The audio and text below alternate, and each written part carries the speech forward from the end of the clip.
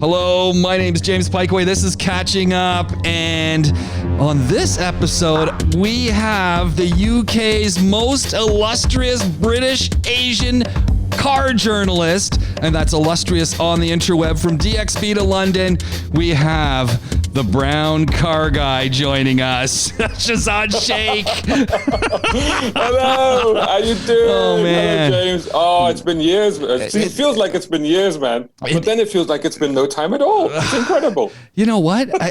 We were just talking about this, and I was saying that you're all over the net. Which, I mean, and this was your thing, and I got to say, you know, from photography to video, you're across all the socials and doing your thing. So it's almost like you never left. Yet you're not here. I know. It's almost like I was a virtual construct anyway, so it doesn't matter whether I exist in Dubai or whether I exist in London. I exist online. It's as simple as that. How long have you been gone? Therefore, I am. How long have you been gone? How long have you been gone from the UAE? So I came back the night of New Year's Eve 2018. Wow. So that means pretty much the whole of 2019 and the whole of this rather stupendous year so far for all the wrong reasons. Yeah. You know, it has been the craziest ride, hasn't it? And when I think of from the time that things were going on, we were on the radio, then things changed and all sorts of stuff. And in the years leading up to our whole, as things were going, it all just blends into one big giant conversation. Yeah. And it will. And it's about to commence, I suspect. Well, this is an example of us. See if this one rings a bell. Let's see if we can get it to go. Every Monday night we are smiling like a couple of mad people. And if you want to get involved in the program, 4001 is the SMS number, 04-423-1010. Give us a call if it is safe to do so. We're talking about cars. We're talking about what we like, what we don't like, what you don't like, what's hot, what's not, and a whole bunch of stuff in between. So I think at some point we got to talk about your shirt as well. It's nice, isn't it? Isn't that a nice one? But Fantastic. 2015, that clip. My God, doesn't time fly? That's incredible. I'm a bit disappointed about your shirt because you're wearing a normal shirt today. We are still smiling like two madmen, that's for sure. I got the room though. Look, I got orange, I got red. And it's pretty cool. But oh my God, doesn't time fly? In fact, to be honest, I remember when we concluded your show and I wanted to look back to see how long we'd done it. And the only way I could figure out how to do it was to go back through Facebook, because obviously we always post on Facebook. It's wonderful things about it. And I worked out that it was 6 years, and I was actually blown away. I was really surprised that we'd done that show for 6 years. But the other thing about that show was, we got so much love and appreciation from that show as well. I'll never forget being voice recognized in an airplane over the Atlantic. I was chatting to a guy, and he was like, "I know your voice. Are you on the radio?" I'm like, "Yeah." Brilliant, absolutely brilliant. As I was thinking about our show, and as I was sort of looking back at things, and the accomplishments that you had here in the Middle East, and so much time you spent here. One thing that kept coming back to me as I was looking at your career as an automotive journalist and beyond, because I'm not so sure I want to call you an automotive journalist anymore. I mean, I want to call you that, but you're so much more. I find that really pigeonholes you in a very particular place, and I don't know. I'm not a number. I am a free man. Yes, exactly. But how did you get into the journalism gig to start with, Shahzad? And I think that's something we never really talked about when we were doing CarTalk. I don't think so. Wow, no. That's amazing. In 6 years, we never discussed that. To be honest, it's like, I've discussed this recently quite a bit because I put out some content recently. I put out a video. If people are around, check it out, youtube.com/BrownCarGuy. Haha, got my plug in. But I put out a video called "It's Not Easy Being a Brown Car Guy," and I took it right back to the beginning of two aspects. Of how, the car enthusiasm part came in. Because as I was discussing with somebody the other day, I was like, with most people, you talk about, the influence when it comes to being a petrol head. And it's normally it's a dad or it's an uncle or it's an environment or something happened. And in my youth, there was nobody at all. My dad hated driving. My brother still I couldn't believe that. I couldn't believe that when I heard this in your interview, that your dad only drove because he had to. Yeah. No. So when we moved to Saudi Arabia in 1979, he still wasn't driving. You know, he tried to take the driving test in the UK a few times and he'd failed. He bought a Ford Anglia, which I don't know. We'll have to put a picture up of that. It's actually the easy way to reference it was in the Harry Potter movies. You know, the car in the Harry Potter movies. It's that one. But he bought one because it was bright yellow with a black stripe on it, and he just liked the color. He had no idea about the car, so he just bought it on a whim. You know, and he thought, I'm going to practice on it. And then he drove it a few times, and he had a business at a time which was also not doing well. And the car got stolen. So that was it, you know, so that was that. So that was the end of his short-lived driving career in the UK. And then he moved to Saudi Arabia. And after a while, he realized that the only way to get around there, you know, it didn't have a well-developed public transport system like London did. So he was like, no, I have to get a car. But he was very, very scared, and he was very intimidated by it. So he said, I want to buy a big American car, because I want to feel safe in it. So he was looking at a Buick Park Avenue or Caprice Classic. He said, I want something like that. Yeah. You know, and then for some reason, because I was already a petrol head by then, even though I don't know where this came from, nobody influenced me, but I was just a natural petrol head.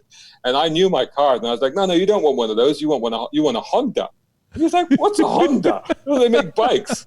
So I took him down to the Honda dealership, and on the spot, we bought a 1980 Honda Accord.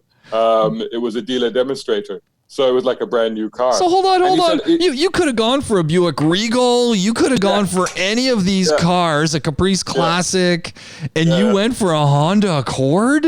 Yeah, it was awesome. It was a wonderful little car. And because the thing was, he was a little bit, although he wanted a big car, at the same time, he was a little bit intimidated by the size of driving a big car, because he didn't like driving and he hadn't got much experience. Yeah. So I said to him, well, get this car, because it's compact, but it's big enough for a family, and you can sort of get used to it. And he said, that's a good plan. So he said, what I'll do is I'll get this, and I'll drive it for like a year, and then I'll get a Caprice Classic, which is what he wanted.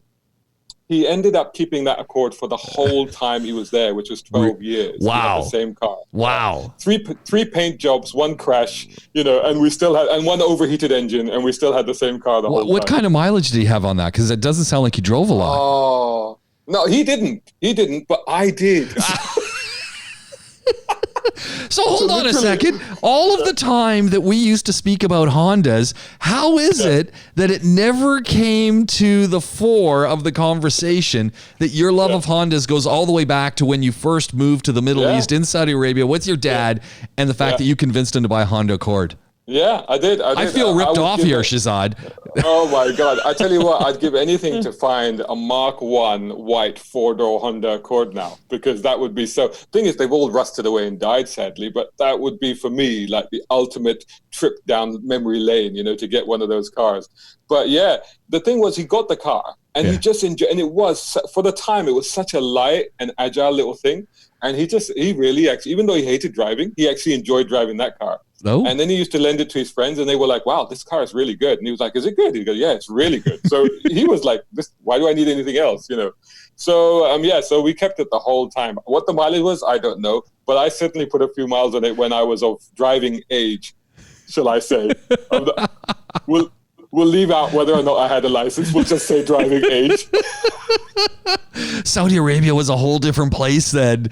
It was a bit different. Yeah, it was a bit different. But I have got a whole story about how I did get into trouble for driving without a license. So, but that's a whole other. That was actually my first car review.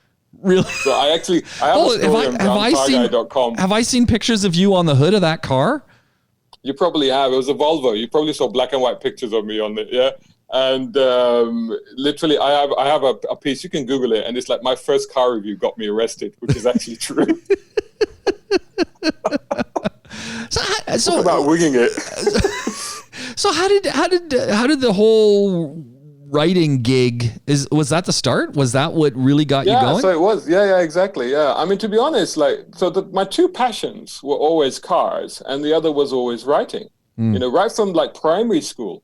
I wrote a school play once. Don't ask me to recall what it was, but I remember that I actually remember I wrote a play and it got submitted.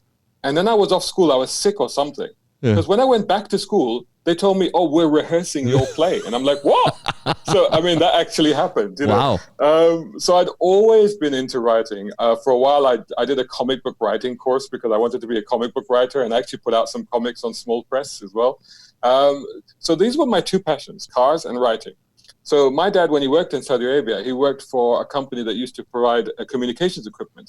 And one of the companies they used to provide, they were contracted to was I think Okaz, which published the Saudi Gazette, which was one of the two major English newspapers. Well, there's only two English newspapers.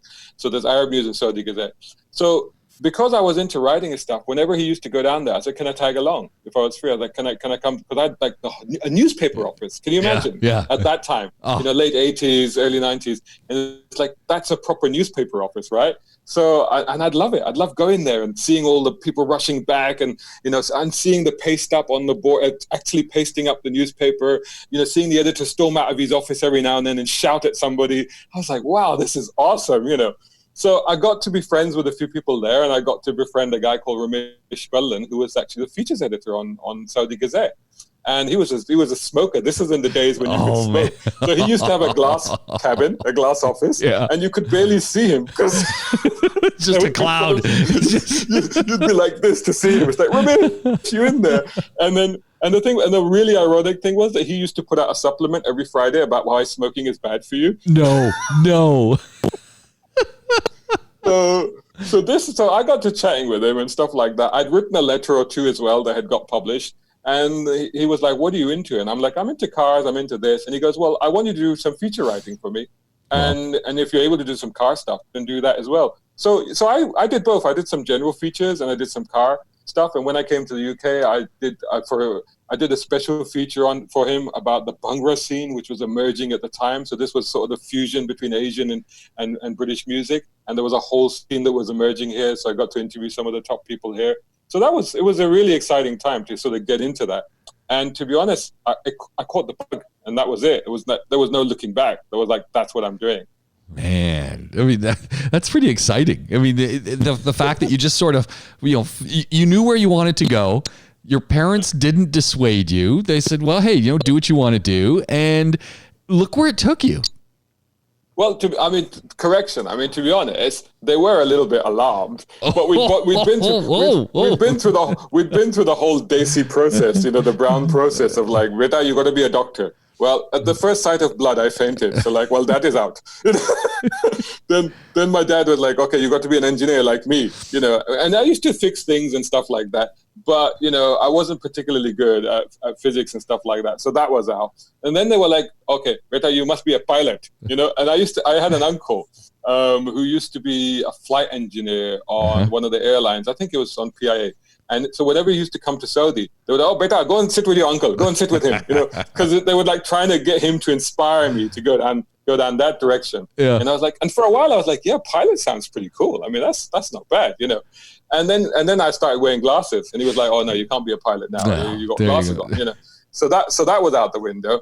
And then I was like, no, but what I actually love is writing or creating content. Is what when you say writing, really what you're saying is communicating, creating content. That's what you're really saying, and cars, and that's what I wanted to do. So when I got this opportunity, to basically gate crash into a features writer role at the Saudi Gazette, I was like, that's it. That's what I'm doing. I'm not looking back. So yeah, it was brilliant.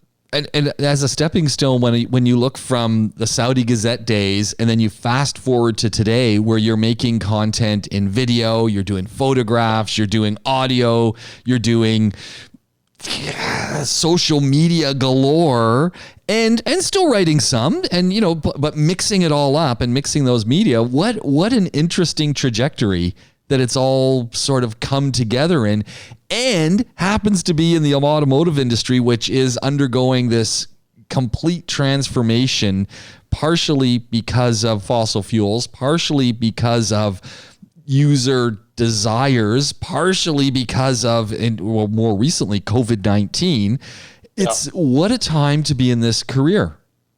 I mean, it's quite extraordinary. I mean, to be honest, it's both good and bad, and the journey has been, there's been extreme highs and there's been extreme lows, and as with everybody else, you get those. It's not as easy as people think. It's quite a hard slog at times. It's not all just about driving cars all the time. Most of my time is spent here at the computer, staring into the abyss of the content stream and thinking, what am I going to produce next, So that's how most of my time is consumed. But yeah, I mean, you're quite right. At the moment, I mean, it's, we evolve and we develop along the way and we take on new things and we're constantly learning. So yeah, from writing to digital to online to video to broadcasting to doing radio with you, all of this sort of stuff and doing TV. In fact, I did, a year of TV as well in Dubai. And doing live events, like I'd never imagined myself standing up on a stage and, engaging an audience and getting them all excited about, cars, but I love doing it, But right now it's really difficult. Coming back to the UK has been kind of like a reset button for me. I've had to sort of basically start from scratch. And then we've ended up in this situation. And the outcome of this situation is, I see it as one of two things. Either because at the moment we had a statement yesterday from the Chancellor in the UK, Rishi, and he was like, yeah, we are definitely in a recession. There's none of this nonsense about bounce back. We are definitely, it's going to be hard. So, you're staring at that at the moment. And it's like, well, the car industry had it bad to start with. I mean, it had a succession of bad months last year and didn't have a great start to this year. So already you're looking at an industry that was in a bad place. However, you have a situation now where you have an industry like aviation, which is in a terrible place right now. And honestly, there is no hope for that in the foreseeable future. But you have a situation with cars where, there's been a lot of research out lately, which indicates that actually there's new interest, or the resurgence of interest in cars, because people are like, well, how are we going to get around if we're not going to use airplanes, we're not going to use buses, and we're not going to use trains? There's only so far we can walk, and I don't want to cycle all over the place. So what's the alternative? It's cars. Yeah. So all of a sudden, there were some stats out earlier in the UK a few weeks ago where they said that 56% of people that don't have a car but have a driving license are thinking that as soon as this lockdown ends, they're going to rush out and buy a car. Interesting. And I worked it out. I worked it out that actually there's 41 million people in the UK with licenses, but only 32 million cars. That means there's 9 million people, right, without a car. So if you say that, well, say half of them, 56%, say half, say 4 million, say 4.5 million, suddenly decide they want to buy a car. Well, that's boom time for some industry, isn't it? Yeah. Either it's used cars or lower market new cars. Suddenly, if the manufacturers and dealers can figure out how to cash in on that and how to to make the most of the zeitgeist as it is at the present, it could actually be happy days. Yeah. But it's a possibility. I always, this is one of those things that we've lamented forever. So you've got the used car industry that could make a boon of that. And then you've got the dealers and the manufacturers who've got to figure out, well, they've got a backlog of vehicles right now that they haven't been able to move. I mean, you remember Dubai very well. So I drive by Auto Mall at Festival City all the time, and I see the fields around there filling up with cars. Like, people just are holding back on buying right now because they don't know what's going to happen in 2 months. They don't know about their jobs. They want to hold on to their expendable cash. And I'm just thinking, like you said, if the market suddenly changes, not only do we have a boom effect for the used car market, but the new car market, if they can figure out how to move the stuff that's also sitting in their barns and get it on the road, this could be great days for so many people. Yeah, I mean, I heard from one guy that some of the smaller used car dealers, you'd think they'd be in trouble and they'd be looking for cash flow, and a lot of them are. They're in problems. But there are some dealers that are quite clever. They've been going to auctions and buying up the cheap metal. Yeah. Because they're like, well, okay, the cheap metal is going to move because people are going to come out. They're going, I need a car. So let's stock up on those because those are going to move. But you're quite right. I mean, there is no guarantee that what I'm saying will actually happen. I suppose as usual, I'm taking a slightly optimistic view, because you have to, right? Yeah. But you're quite right. Times are very tough, and I think for a lot of people, as you said at the beginning, this has been a time on which to look at their lives and look at the situation. If somebody's sitting there with a PCP or finance deal and they're spending, so in UK terms, they're spending £600-700 a month on the car, that's a lot of money. They now haven't used for 7 weeks. They're going to be thinking, do I really need to do that? Is that a good idea? Where I don't know, I'm on maybe I'm not going to work full time. Maybe my job isn't secure. Maybe I'm going to be made redundant. Maybe I'm on furlough. So a lot of people are going to be thinking. So it like I said at the beginning, could go either way. Absolutely.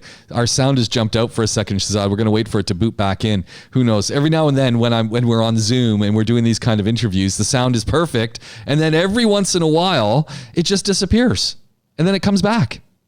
Okay. Actually, it's been pretty good so far. The signal is strong. Yeah. The signal is strong with this one. Yeah, no, the signal's strong. I lost you for a second, but it's okay. We didn't. I wanted to ask you your observations from the time that you left and you headed to the UK. So you've had a wonderful period of overlap between your knowledge base in the Emirates and then heading back to the UK.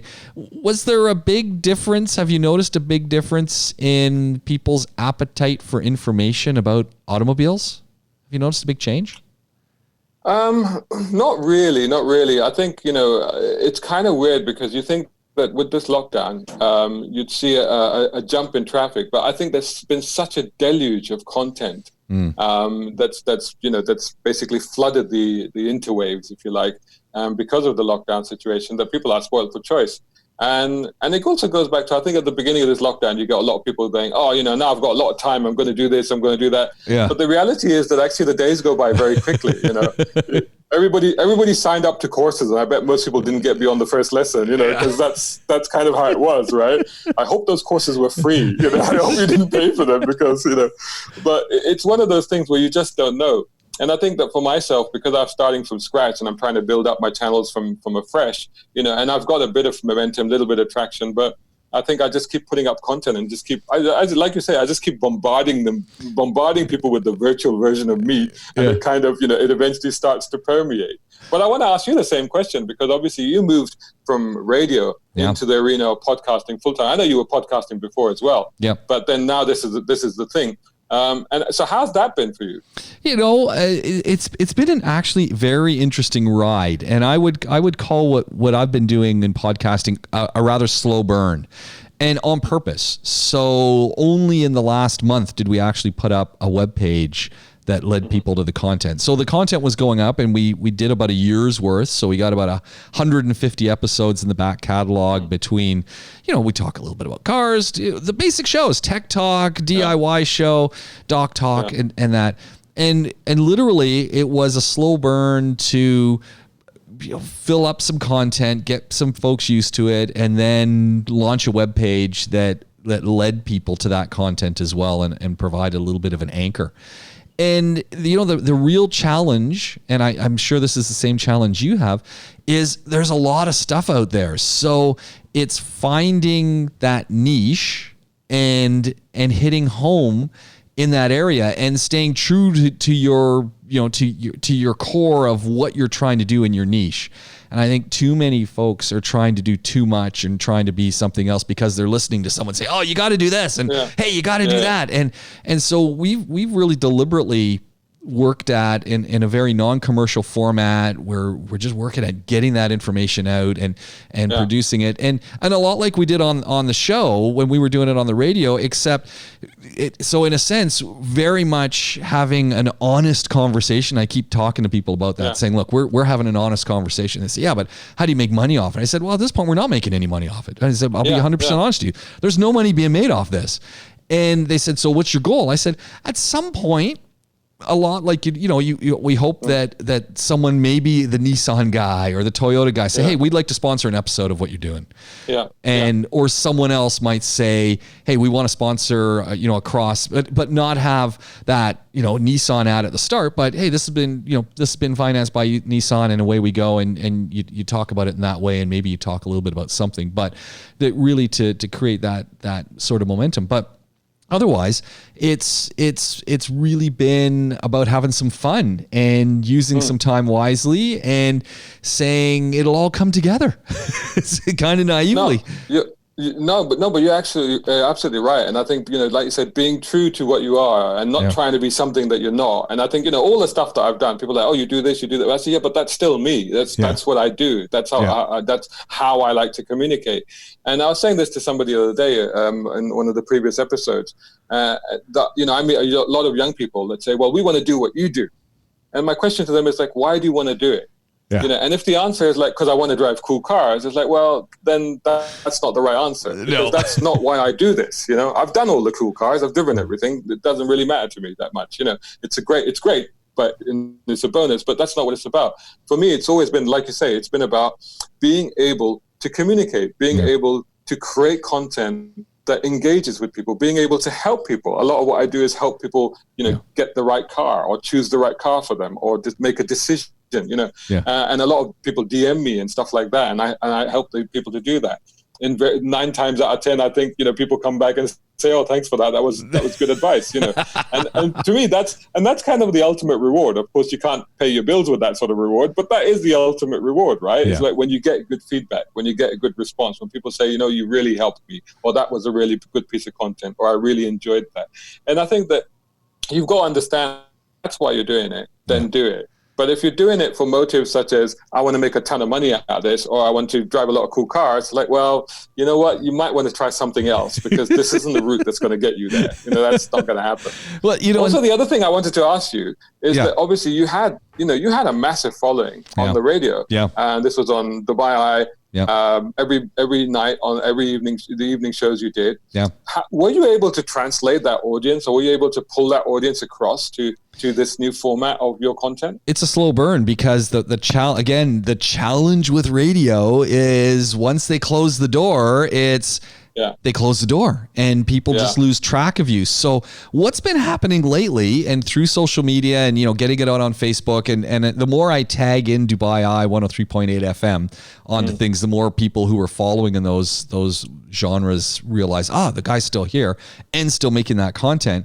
It's slow to get that audience to figure out where you are, as those stations don't really want people to know where you went. Yeah, of course, I know. You're kind of like a rival to them now, aren't you? Yeah. By the way, for the purposes of my listeners and viewers, just say where they can find you. So if you want to find us, Podaholiks with a K. If you Google it, you will find us. Podaholikswithak.com is how you can find what we're doing here, and it's across all the socials. Same thing, Podaholiks with a K. So it's pretty simple. Yeah, thank you very much for that. By the way, glad we could get that. Glad we could get that plug in. But this is actually one of my pet peeves, and it's the whole reason. I got to say, and you would get into this too, because the whole reason I got into doing radio was from a rant that I wrote in 7 days. And I was really lucky that the folks over at 7 Days, and actually Mustafa Awawi, who was the assistant editor at the time when I was doing this stuff, he's now an assistant editor over at the National in Abu Dhabi, which I got to reach out to him and say hello again, because it's been a while since we've had a conversation. But the Tony Metcalf over at 7 Days used to give me the luxury as a university professor to write an opinion piece, and he would give me a full centerfold page, both sides of the fold, in 7 days. And I wrote this article about how crappy Dubai radio was. Touched a nerve. I got to say, I didn't realize how much of a nerve it touched. And this was literally like, come and have a go if you think you're good enough. And you're like, all right then. Yeah, well, pretty much. I got invited on DubaiEye, and Jason Lumber was hosting Nightline, and he invited me on, and he grilled me, and he says, "Well, what do you mean about this?" And he whipped it out. He had it highlighted. What do you mean by this? And I was pretty blunt on the stations too. I named and shamed and said why I didn't like them. And from that show, I ended up getting a job on DubaiEye doing radio. And my whole thing right from the very beginning was always, I'm only going to do the type of radio that I want to listen to. And that was it. Yeah. And that really became the mantra for 12 years of me doing radio on DubaiEye. That's incredible. That's incredible. And the shows would change over periods. So they would morph and they would move a little bit. And people would say, well, why are you doing this show? I said, because that's what I want to listen to. I said, what do you mean? Exactly. I said, oh, no, that's... So that's interesting. That was quite a confrontational start to your radio career. But often some of the great things are. I was talking to a guy called Adil, who is one of the pioneer motoring journalists in India. And he's been doing it for, I think, 40 years or something. Man. You know? And he was telling me about how when he was quite young, he went out to cover there was an international rally that was going through his part of India. Yeah. So he went out to cover it, right?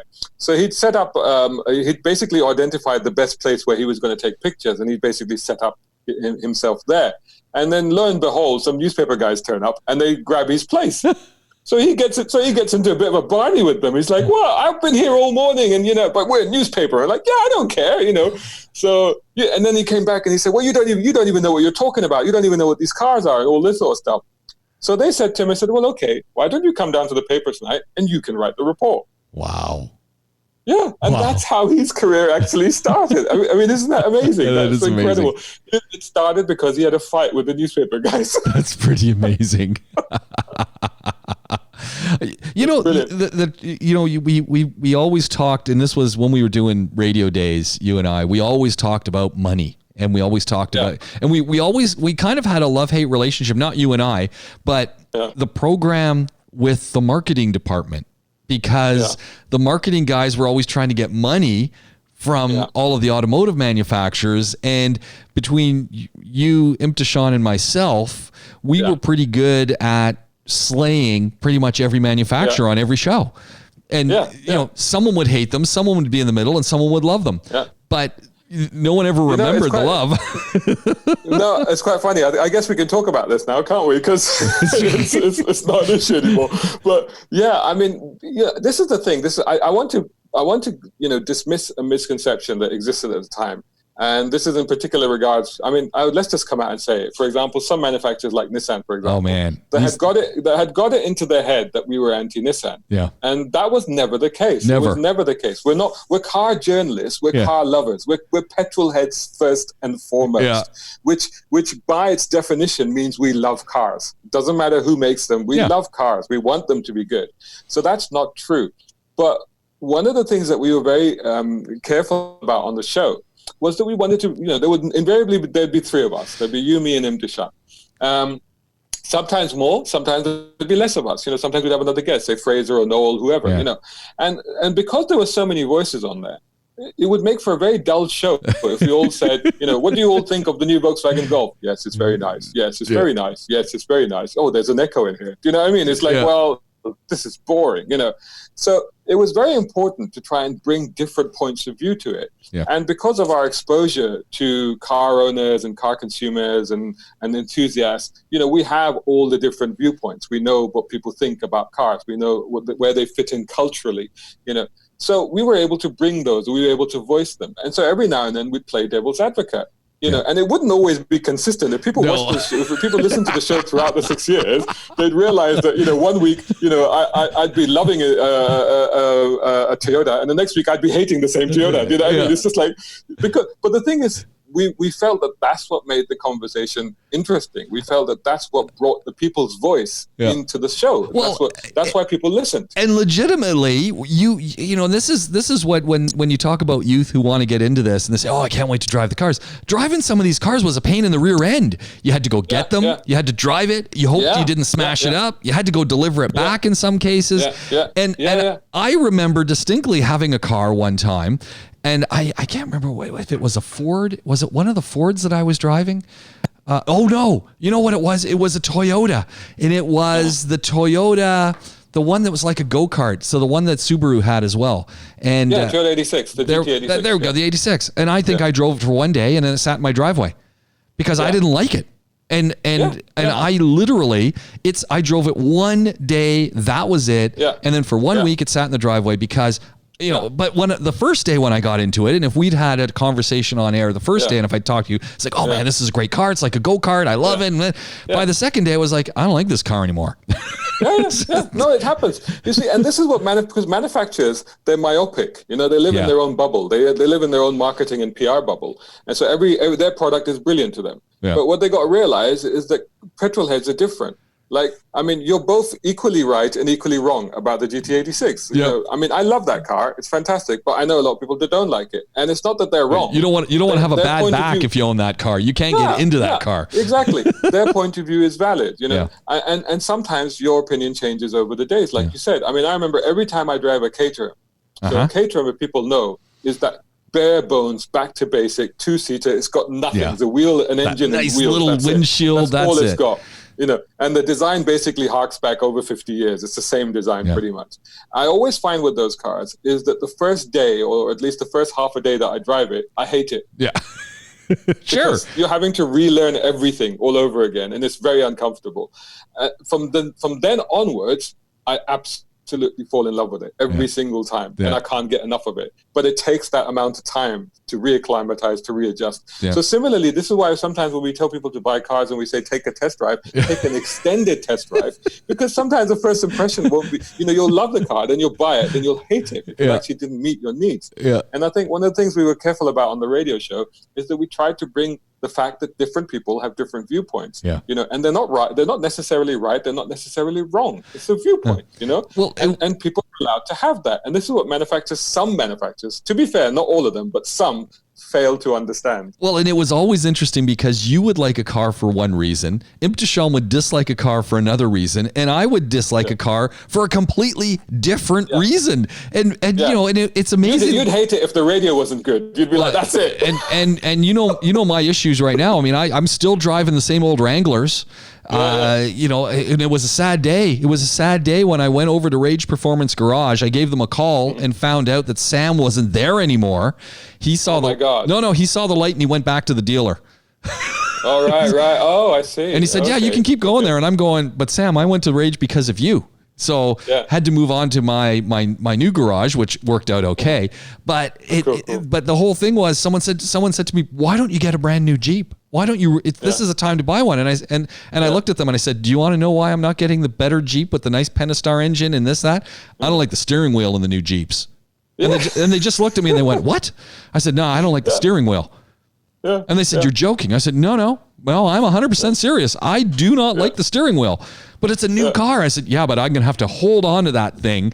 And every time I get in, I'm going to be going, I hate the steering wheel. So I'm not buying a new one. I'm going to keep mine as long as I can." It's true. It can be one thing. It can be the steering wheel. It can be the seat. It can be the stereo. It can be the fact that the USB doesn't fit my phone or my phone doesn't talk to this car. You know, it can be one thing, you know. And this is what manufacturers sometimes, this is what they don't understand is that whenever they get upset that we are maybe a bit blunt about their car, what they don't realize is that an owner, a consumer, a punter is going to be far more brutal.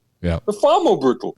You know, when we meet people, when we were out there, we were meeting people on car meets or events, and we say, "I just drove this car." "Well, I don't like it." "Why you don't like it?" I don't like the badge. I don't like the color. I don't like the steering wheel. I don't like the engine." I'm like, you know, that's like one aspect of the car. But you're like, but you know what? That's fine. Because for that one person, that's his car. That's her car. That's the car they're going to own. So if there's one thing they don't like about it, fair enough. From a journalistic point of view, we have to assess cars on in multiple different areas across multiple different reasons, because we have to assess them in different ways. So for us, we have to understand every aspect of a car. But for a punter or an owner, it's the one thing. You know, if I'm not comfortable in how high I'm sitting in this car, it doesn't work for me. That's it. End of. You know. So we've run into an interesting scenario now for you and I, which puts us in a very interesting position. So I'm not talking cars, but I'm talking about the general way that we create content.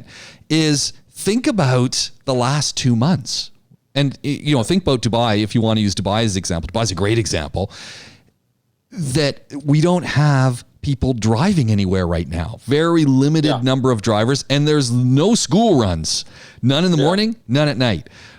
Traditional media relies on the breakfast show and the evening drive show, where you get all of your investment because people are trapped in their cars and they're listening to crappy radio. Now, they're not listening to any radio because, as you and I know, most people don't listen to the radio in their homes. So suddenly... exactly right, And that radio that already couldn't tell you how many people were actually listening to it.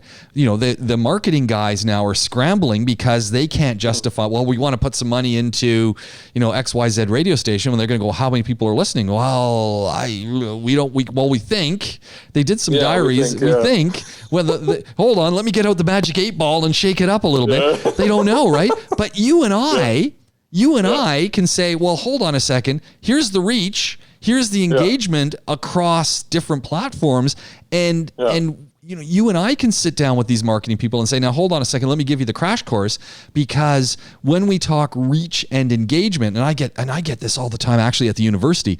I've got faculty members that I work with who don't understand the terms. And they'll say, well, what's your reach and engagement? I say, well, hold on. Now this becomes a really interesting thing, because are we talking my reach and engagement on LinkedIn? Are we talking my reach and engagement on YouTube? Are we talking my reach and engagement on Twitter? Are we talking my reach and engagement on the podcast that's coming out of Anchor? Are we or is it through Google, or is it through iTunes? Because all of those different delivery systems measure different things and have different people coming at it. So now I've got this whole giant thing, which at the end of the day, I can tell you how many people are actually touching this. And LinkedIn's beautiful because it'll tell you, hey, you know what? You just put up a podcast and 400 people listen to it. And it's like, hey, you know what? Can you tell me for a fact that 400 people listen to anything we did on the radio? No. No, I don't know.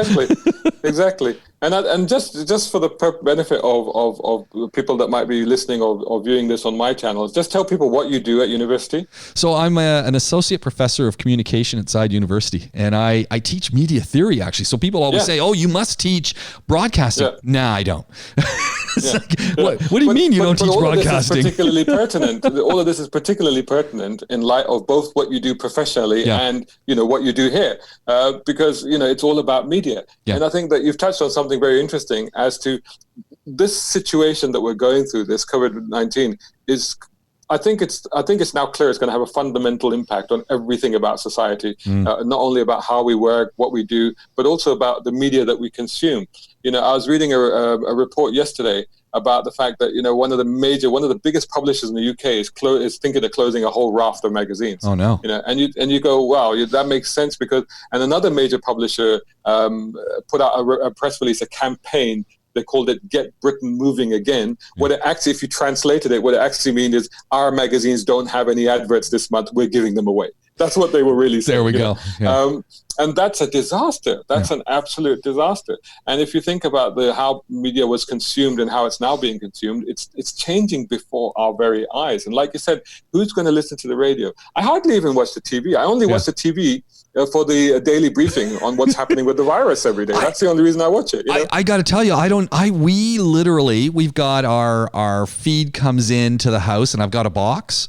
I looked the other day and I wonder where the HDMI connector went for that thing. Not because I wanted to watch anything on it, because I wanted to use it for something else. We watch zero TV that we're not getting off of our computer. In fact, I listen I think our content now in our home is exclusively coming off Spotify and podcasts. That's it. And I think that's true for a lot of people. Spotify, podcasts, and of course Netflix or Amazon Prime. It's all on-demand content. And I think, you know, this is going to change the way we consume. It's the way we're changing automotive media, for example. If I just take that one niche because I work in it, I mean, you know, it's already, I'm getting cancellations. If I'm being honest right now, I'm getting cancellations right now because it's all reducing. And it's like, well, then it becomes about individual content creators and how, like you say, we can directly reach an audience, and we can show that we are reaching an audience and influencing people and impacting people way more than, you know, so-called influencers, which don't, you know, going right back to the beginning of what you said, where you started this career because you had something to say. You had a rant, you had something to say. I started this because I had something to say. I had a desire to communicate. What differentiates us from the influencers is the influencers, they don't have anything to say. No. They just want to say, look, yo, I'm here, check me out. That's what they're doing. So when it comes to a situation now where people have got a bit more time than just scrolling through an image, and they're like, well, what have you actually got to say? They don't have anything to say, but we do. So fundamentally, it's changing the way people are looking at media, where they're finding it and how they're consuming it. Even down to movies. I mean, there's no movies in the cinema because the cinemas are closed. So who's the only person that got a movie release? It's the guy that plays Thor. What's his name? Because his big movie went out on Netflix. Yeah. So all of a sudden, you had a major movie. The only thing people had a new movie premiere that was on Netflix. It's like, wow. Okay, so is that the future now? That's Chris Hemsworth. And Chris Hemsworth, that's the guy. I gotta say, did you watch that movie?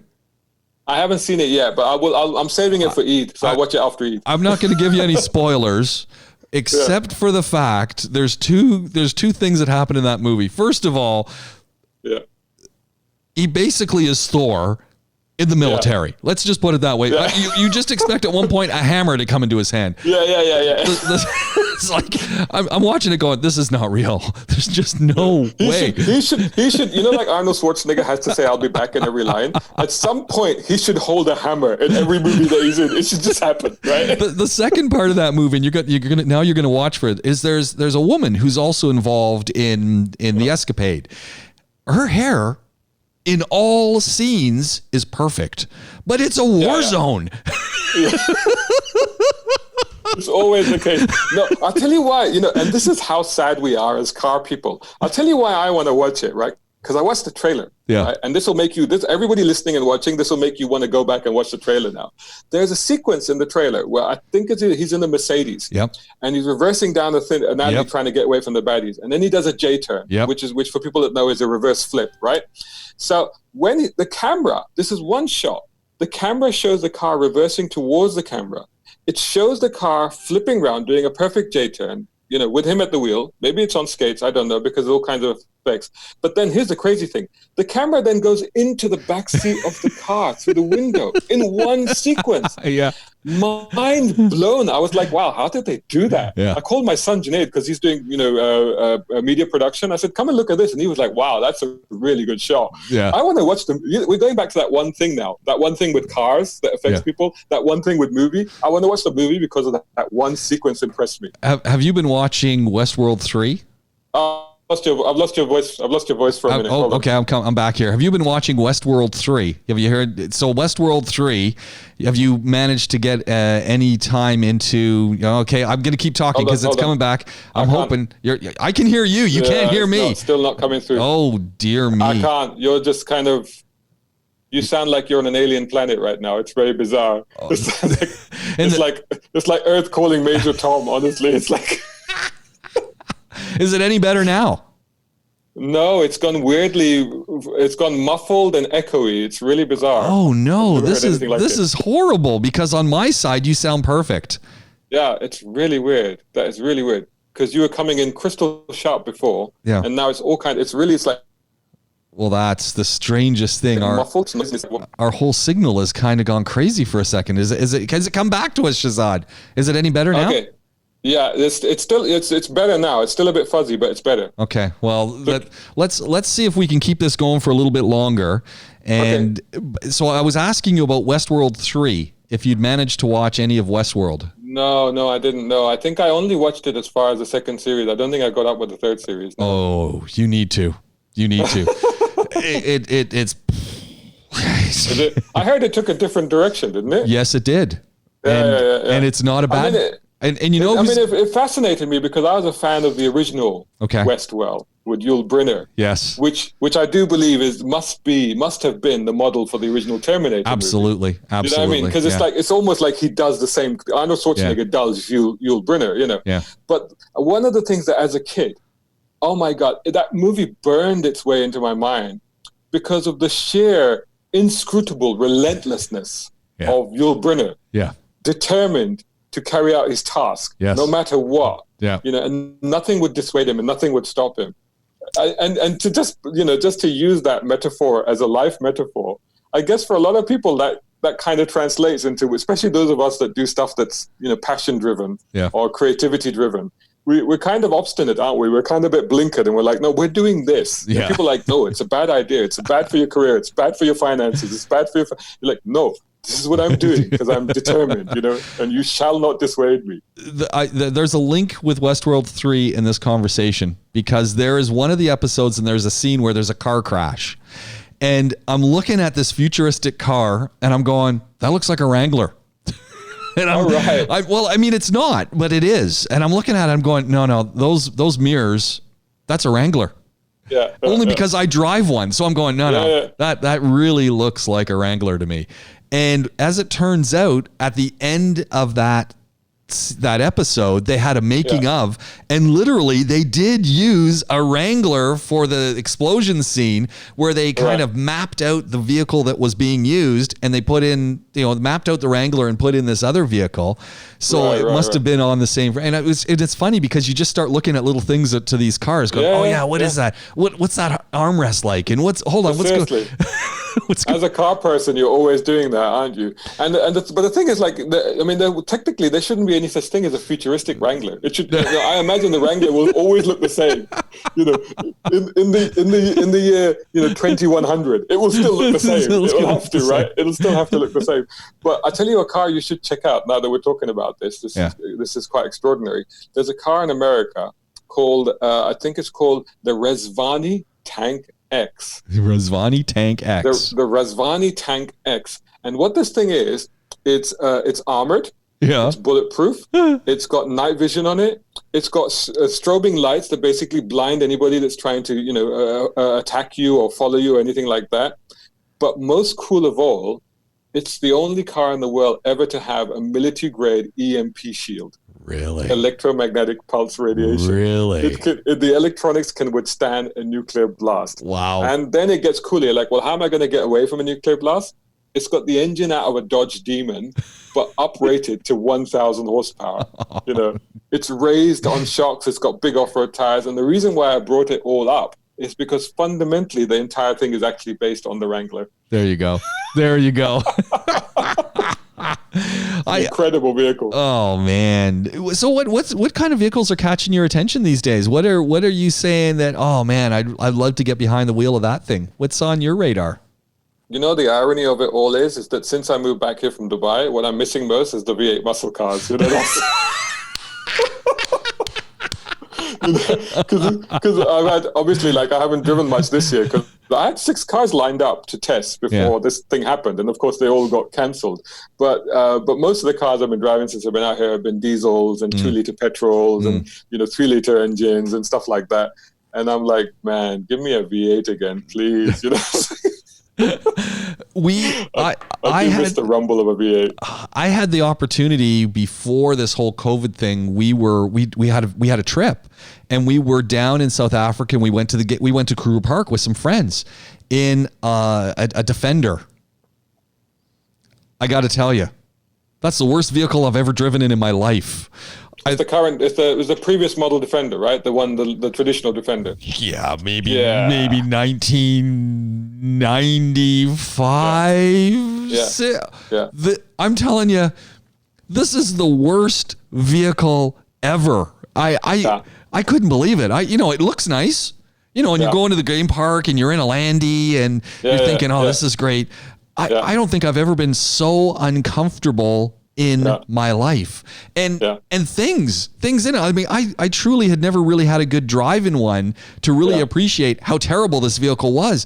I was just looking at the knob on the dash for the vents, and I'm going, what era was this invented? I think it's original from 1950. I think you and I combined now are going to upset the entire British public now. Oh, man. I agree with you. I agree. It's quite funny because coming back to the UK, and whenever anybody talks about off-roading, and they're like, well, Defender, the good old Lander, the Defender, that's the only way to go off-road. And I'm like, no, no, that's not. First of all, it'll fall to bits. It'll break down. That's no good if you're in the desert because you'll die. So no wonder that the Middle East is always sworn by Toyotas and Nissans because those are the cars that will keep you alive in the desert. And secondly, if you really want to go anywhere and you want to be comfortable doing it, the only way to do it is a Wrangler. That is the only way. And people over here don't get it, But the reality is you're quite right. As much as I respect the Land Rover Defender, as much as it deservedly occupies a legendary position and an iconic status, and as much as it is responsible for having explorations and all kinds of stuff that it's done, the reality is that it's a fundamentally old design that's fundamentally not very well built. It's extremely uncomfortable if you're anywhere north than 5'5". That's the problem. I once, when I was back at Car Middle East magazine, I borrowed a Land Rover Defender that had no roof, had nothing, so it was a two-door, it was a shorty, right? And we had it in the summer, and it was the boss's car, the boss of the Land Rover. They said, we're lending you the boss's car. I'm like, cool. And they said, oh, you know what? You can keep it for the weekend. I'm like, oh, cool, all right. So we went out on a Friday. We went to a place called Jazeerat Al Hamra in Russell Khaimah. I think if I didn't get that right, I'll put it on the screen, or you can correct it later. And that's the place famously known as the Haunted Village. So we did a shoot there. And it's kind of cool. I still have the pictures. It was a brilliant shoot. We had a great time. And at the end of it, we drove back. So it was like an hour and a half there, an hour and a half back. You can't go too fast in this thing, as you know. And I had no roof, and it was uncomfortable, and it was hot. And plus, my knees were killing me because I've got long legs, and it's too cramped, and I just couldn't drive it. So instead of taking it home, I actually took it back to Land Rover that same day. And I said, I'm done with this. We've done the shoot. I've got the feature. I know what I'm writing. I'm done. You can have the car back. They're like, oh, really? I'm like, yeah, really. And I know exactly what you mean. Yeah. And this is what people don't understand, is that where those cars, the Land Rover, and even to a large extent, the G-Wagon from Mercedes have stood still in time, the Wrangler has constantly moved. It's constantly evolved. It's always, they've always made it comfortable. It looks the same on the outside, but on the inside, it's a really nice place to be. It's comfortable. It's got all modern mod cons in it. You not only have USB points, but you have micro USB points. I mean, that's how up to date that car is, So I think a lot of people don't quite appreciate what Jeep has achieved with the Wrangler. But yeah, I mean, things like Defender and G-Wagon have their status in the annals of automotive history. But sometimes you've got to take the rose-tinted specs off and go, yeah, they weren't that great. It's a funny. Here's another funny one. One of the Chinese vehicles, I think it's the Geely, and I might be misstating, and I'll have to get it clarified. But I was talking with Glenn Power, who's opened up his own garage. PowerWorks now is what it's called. Oh, it's a good name, that. Yeah, isn't that? PowerWorks. PowerWorks really Automotive, and it's brand new. He's just opened it up. He's gone into business for himself. And give him my best. Give him my best. And hey, he's a big fan. He follows BrownCarGuy. He's listening. Because we still do a podcast together. You probably come up every second podcast. There's something about BrownCarGuy. Yeah. So he's a big Volkswagen guy. And he was talking, I'm pretty sure it's a Geely that he was talking about. And whatever model it was that came into the shop, he gets under the hood and he says, this whole thing's Volkswagen. He says in fact, someone sent him, they needed a battery, and he thought it was for this guy's A6. He shows up and he says, oh no, it's not for the A6, it's for the Geely. And he's going, oh, and so he gets under the hood. Even the terminals were Volkswagen. He said, this is a Volkswagen. Was it Volkswagen or Volvo?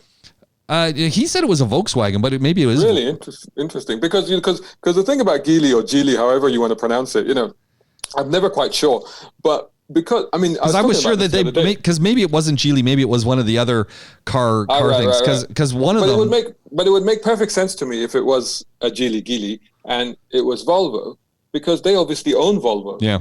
And the last time that I reviewed one, which is about 2.5 years ago, best air conditioning, you said that thing was like an icebox. I remember really that to this day. I think it was a Geely M Grand X7 SUV. Yeah. And it was the first time that I actually considered recommending a Chinese car because it was that good. It actually felt solid. It didn't feel like it was going to fall apart.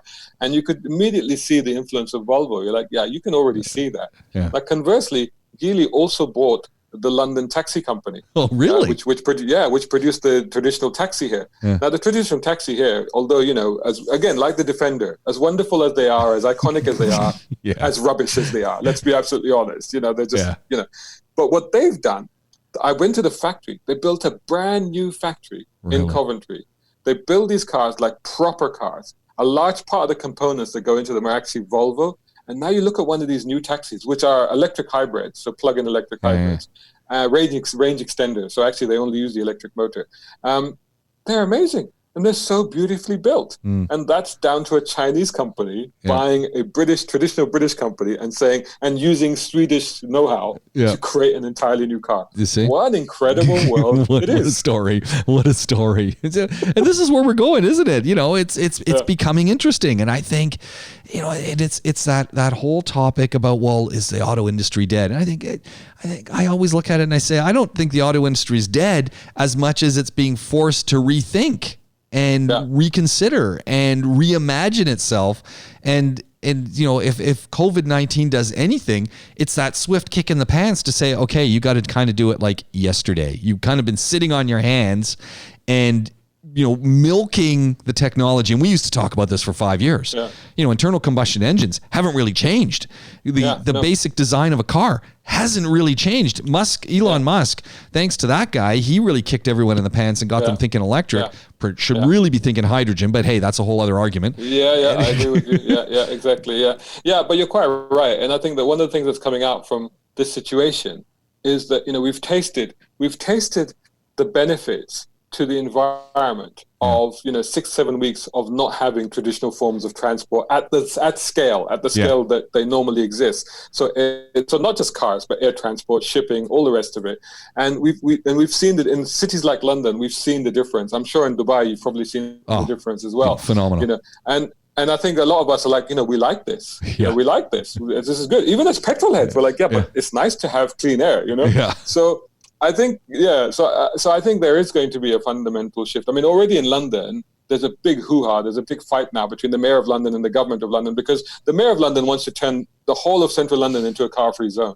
Okay. He's already started widening the pavements and basically restricting cars, and all of this sort of stuff is happening. Meanwhile, the government is saying, don't go to work on public transport, use a car.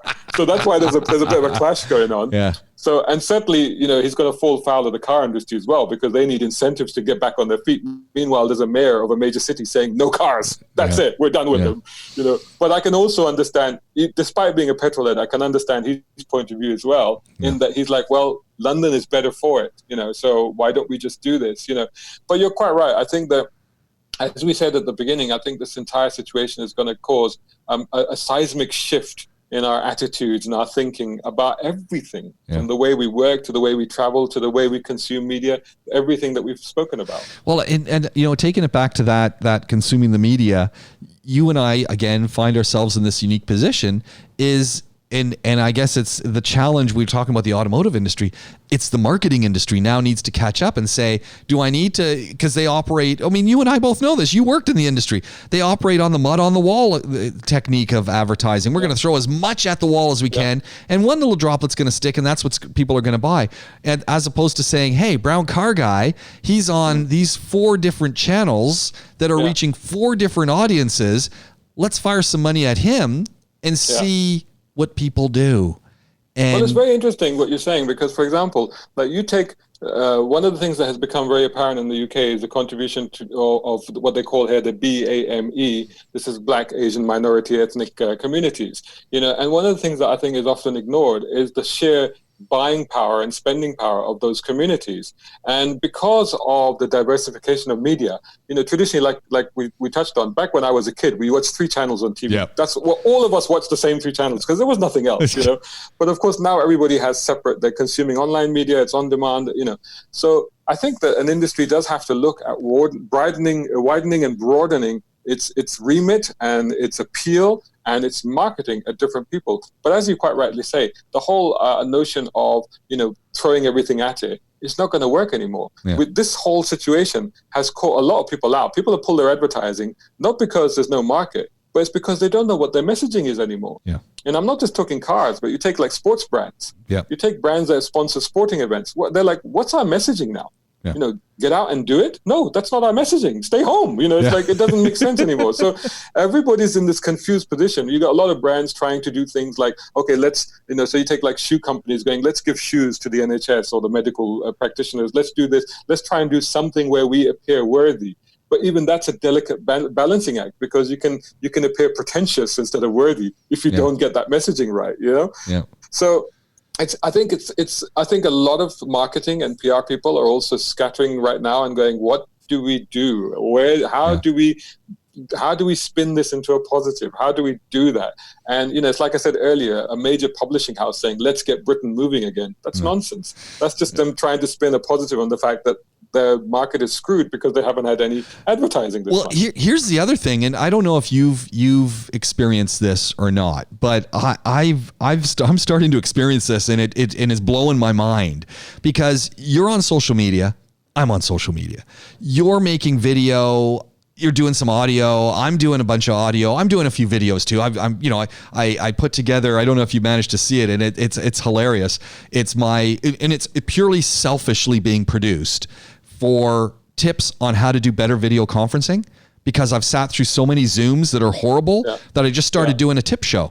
And I haven't seen those. I will watch them now, but I have seen some of the short tips that you did on Instagram, which I thought were hilarious. You did like the quick tips one, but whenever I can, particularly on Instagram, I always love your stuff. Awesome. So what I really was in this mindset when we start talking podcasting, for instance. I mean, this is not rocket science. I mean, with a computer, get a decent mic. I use Rode equipment. I'm using Shure equipment. I'm running this into a Mac PowerBook. I mean, this is not expensive to do. And, I run this essentially off of Anchor is where this lives. Me too. Yeah. And then it goes into all these other different channels. And I'm looking at this and I'm going, this is pretty easy. This is really easy. And I think what you're touching upon there, and what I think, brands are potentially missing, is the fact that it's a bit like radio, except not radio anymore. Yeah. This is a compelling audience, because where do most people listen to podcasts? I do the same thing. When I go out for my half an hour exercise, because they say you must go out and do exercise. Yes. And actually they're right, because having spent the first 5 weeks at home, I really started to suffer. So now I do try to go out. So when I go out there, I normally put some earphones in, and it's not so much music. I'm like, okay, what are the podcasts I listen to? Yeah. And I listen to several. I listen to you. Yeah. I listen to people like Gary Vee. Sure. I listen to Collecting Cars over here and Smoking Tires. So some of the you're listening to Gary Vee, and I haven't heard one F-bomb come from you. That's good. I know. I listen to him. I don't copy him. I do. He is quite hilarious in the way he does that. It's quite funny, but some of his stuff is really interesting. Yeah. So when you're out walking, you're going to do like a 20-30 minute walk. Yeah. You're like, okay, I can plug in and I can just do that. And I think that's true for a lot of people. Is that when they're out and they're traveling or they're on their own, that's when they're doing it. And when you've got your voice is in their ear, they're not getting rid of it. It's there. So there isn't a more compelled audience at that point. Here's the thing that's going on in my head, though. Let me draw it right back to you here. Is I start talking to some companies and some different groups, and they have no idea. And I'm saying, hold on a second. You're making this widget. You're doing this kind of business. You guys need a podcast. Why aren't you podcasting and putting it on your site? Your site traffic. You're getting 5,000 people a day. 5,000 people a day want to hear a little bit about your organization. They want to hear about the people. They want to hear about the human side of what you do. Why aren't you guys doing a podcast? And their eyes glaze over. Well, how would we do that? And I'm thinking, and I'm looking around and I'm looking for the camera going, this is a joke, right? Like you guys are joking me, and they're looking at me straight faced. At this point, it's like we'd already touched on Gary Vee. At this point, it's the Gary Vee response. It's like, do you have an effing phone in your pocket? Yes. Well, then you can do it. That's it. That's all you need. So I kind of look at them, and this is, again, where I think this is the niche where you and I fit into things nicely, because you've got this nice catalog of content where you can say, hey, this is me. Now I can show you how to do it. And the reality is, these organizations I'm talking to, I can show them how to do it. They're never going to do it. But if I help them do it for a small fee, exactly, and I can show them how to do it and say, hey, it's up to you how you put it up, and that's your gig. I'm just going to show you and help you make the content that's going to be compelling. They kind of look at me and go, oh, you can do that? I said, hey, I can show you how to do it without me. And they're going, yeah, but you make it really easy. This is what people don't understand, and I have this conversation regularly with a colleague at the moment, that it's not a case of lowering your standards, but it's because people like the person I'm talking about is that he used to do TV over here. So whenever I want to do YouTube with him or something, he's like, yeah, but I'm like, no, don't worry about it. The internet is far more forgiving than TV ever was, than radio ever was, But it's not about lowering your standards. It's about making the best of what you've got. So, right now, to talk to you at the moment, I'm using my old Beats headphones. I'm using my wife's laptop, and I've got a GoPro running behind. So I'm using whatever I have at my disposal. Yeah. Because that's all you really need. Yes, of course, if somebody starts sponsoring, you can buy like better kit, better this, better that. But those people that run out and they go, right, I'm going to do a podcast. I better go spend £1,000 first on kit. Yeah. No. Start the podcast. Get some traction. Get it running. That stuff can come later. Don't worry about it. The other side of it is, and it comes right back to where you started in that passion, and in Saudi Arabia on that first Honda that your dad owned. If you don't have that passion, that desire, that ability to connect with an audience, to tell your story because you care, no one's going to listen to you anyway. And I think that's where a lot of these folks kind of lose it. And I love marketing people, PR people. Don't get me wrong. I love them, but some of them they can't see the forest for the trees, and they're so busy trying to figure on return on investment. They're forgetting that, hold on a second, just be nice to people and offer them some content. That, I was talking with Bert Oldemuller in Germany, who does this kind of stuff. And he said, return on investment, you can get a 30% gain on return on investment from just being nice. Just producing some content that's nice to people can increase your ROI by 30%. And I said, you got stats for that? And he says, absolutely. And I'm saying, really? And so when I talk to marketing, and like you say, content that's being nice, but content that doesn't have a motive, it doesn't have a marketing purpose, it's not trying to sell you anything. So right now, big up, I'll do it, because one of the ones I didn't mention, that one of the podcasts I'm listening to at the moment is a podcast called Us Lot. Us Lot. Yeah, Us Lot. And it's based on what Colin Chapman, the founder of Lotus, used to call everybody that worked at Lotus. He used to call them Us Lot. It's Us Lot, right? Yeah. So what's happened is that one of the PR guys at Lotus, because they've got no activity, nothing's going on, he said, I'll just start a podcast. There we go. And he's not giving you product information. He's not trying to do it. No, he's not. He's just calling up people, journalists and other people that have driven cars or whatever, and he's just doing a podcast, and he's just putting it out there. And I'm like, you know what? It's really good. Why not? Why not? There's nothing else you can do, but you can keep your brand awareness out there without actually being, overt about it or blatant about it, but also actually just providing some free, interesting content to people. Yeah. And that's all people want. They just want to be treated fairly. They don't want to be sitting there listening to you talking and then reaching for their pocket to feel if you've stolen their wallet somehow through the interweb. Just honesty. Yeah. I think when people realize that and they're listening to something and they realize, this is just a great conversation, and, away we go. But, the other side, back to what you and I do, is I've even managed, and so you were talking about, how the podcast here at Podaholiks is going, and are we monetizing it, which we haven't. I keep thinking there's got to be, I really should start thinking about that. But anyway, one of the things that we've done is Me too. Colin Thomas, who's one of the co-founders and co-owners of We Will Fix It here in Dubai, used to be Jim Will Fix It, and then Jimmy Savile had the issue, so they, imagine your whole... we don't talk about that. Imagine your whole brand. And I've got a great podcast with him talking about the day he woke up to that message, where his whole brand is, Jim Will Fix It suddenly had to be changed because you're not getting any business with that. Oh my God. And but it's funny when we talk about the power of a podcast or the power of creating content for an organization. So I do this We Will Fix It podcast. And there's no hiding it that Colin is from We Will Fix It. This is what he does.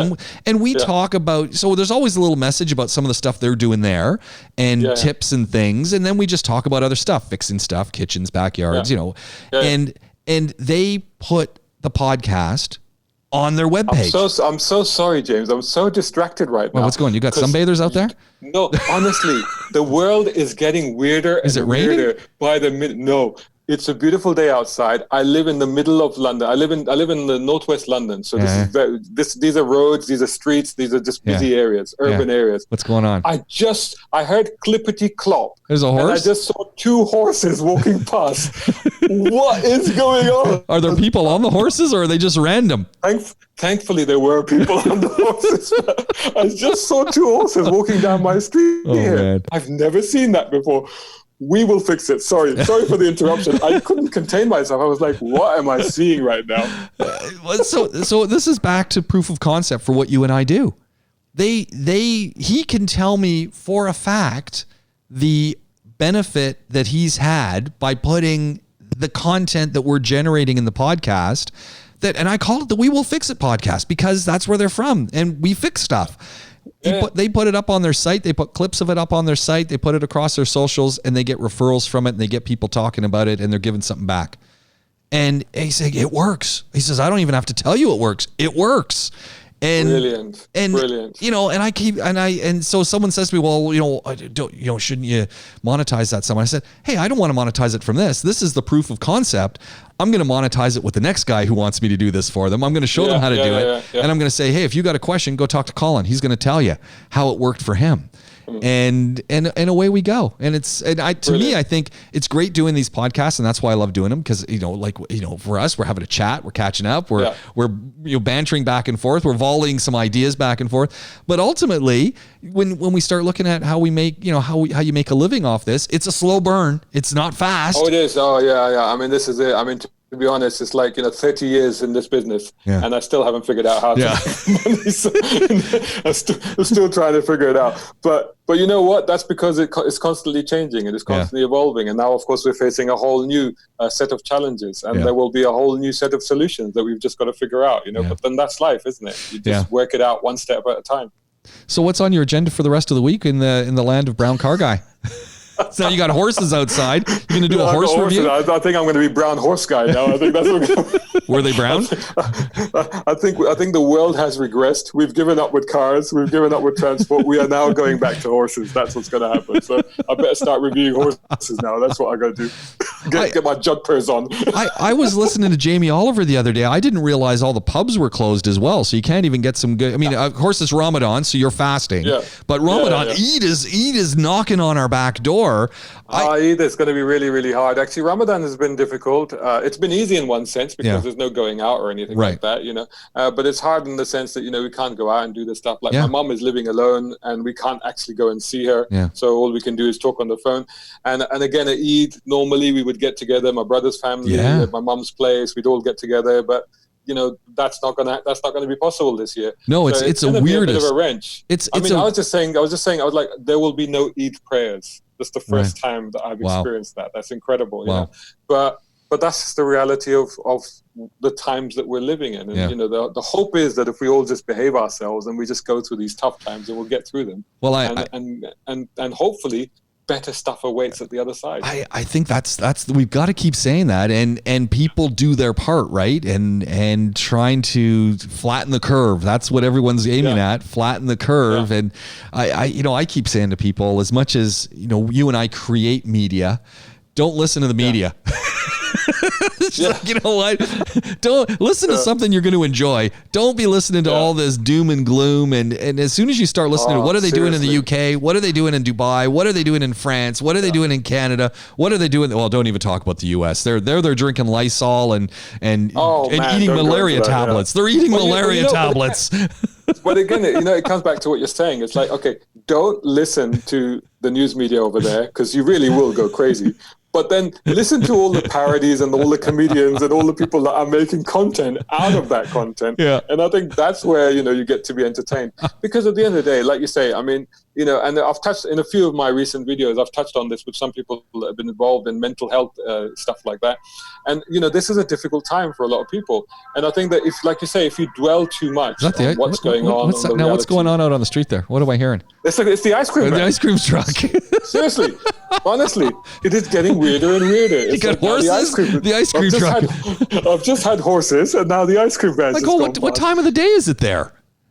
So right now it's coming up to 1:35 p.m. 1:35 p.m. and the ice cream truck's going around. Okay. And the ice cream truck has just come out because the sun's out. It's really kind of annoying because we already started a really good summer. It looks like it's going to be a really good summer season. And of course, all the automotive events that I was looking forward to have all been cancelled. Everything is stopped. Nothing is happening. Traveling is going to become a big problem. Yeah. But the sun's shining. There we go. I'll tell you, the ice cream van always puts me in mind of what was it Eddie Murphy's first thing that he did, Raw. Yeah. the stage show that he did, and he does that whole skit on "Mom, the ice cream man's here." Oh man, it's so hilarious. People listening and watching, go and look it up on YouTube. Yeah. You will crack up. You will just fall about laughing. It's hilarious. Oh man. Shahzad, I've kept you here for over an hour. This has been a lot of fun. I know it's been a marathon session, but it's been so wonderful to catch up with you. And, it was always good fun to do. I mean, I guess the reason why we didn't realize we'd done the show on DubaiEye for 6 years is because, when you're doing something that you enjoy, Yeah. it doesn't feel like work. It doesn't feel like it's taking any time. It's just fun. Yeah.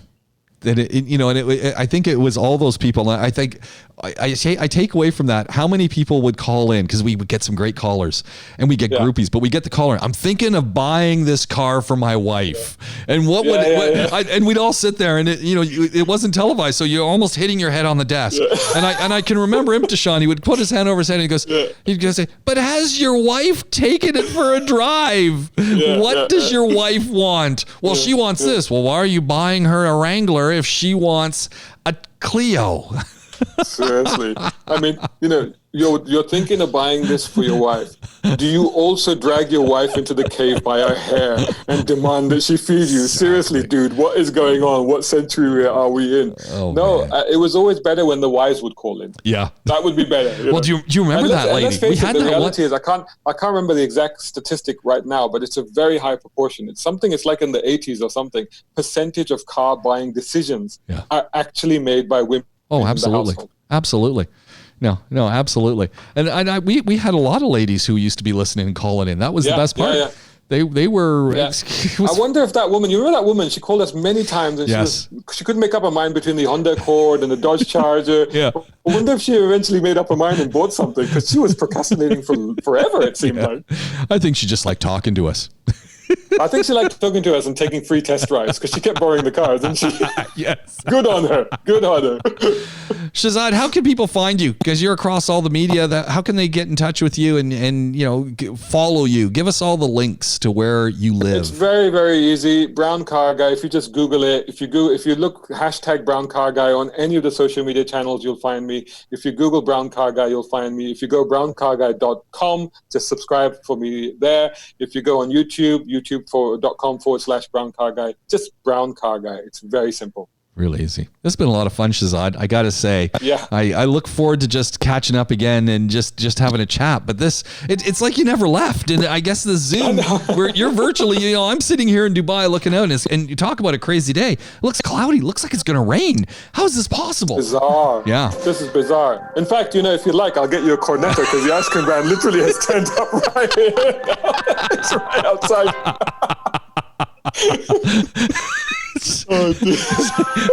What a crazy world. Do you want yours with a flake, or? It sounds like he's right in your house. He is. He's down here. He's right here. He's just come right here. It's incredible. It's such a crazy day. I suspect the horses are going to be behind them in a minute. Yeah, in a second. But are people running out to the ice cream truck to get ice creams, or is he, Normally what happens, and you might hear some banging, because in the balcony, there's a little child that lives in the flat above us, and he's normally in the balcony, and he'll start jumping up and down like crazy. But I don't think the poor kids ever gets any ice cream. He gets really excited about it. Oh, man. Shahzad, this has been an absolute pleasure. Look forward to doing it again. I got to tell you, catching up with you has been spectacular. Thank you very much. It's been wonderful, James. Thank you so much. Thank you so much.